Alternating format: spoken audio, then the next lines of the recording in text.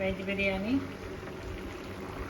Meal maker ఉంటాయి కదా, గోంగూర పచ్చడి, మ్యాగీ.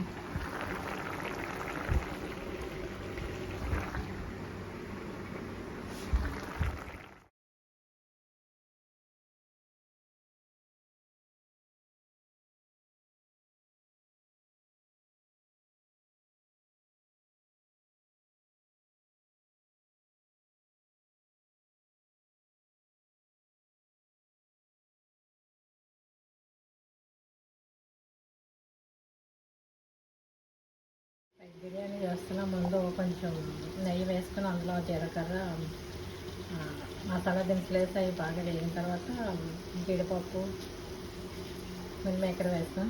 తర్వాత అవి వేగిన తర్వాత ఇవన్నీ వేసి కూరగాయలన్నీ వేసి వేసుకొని ఒక గ్లాసు వాటర్ పోసుకొని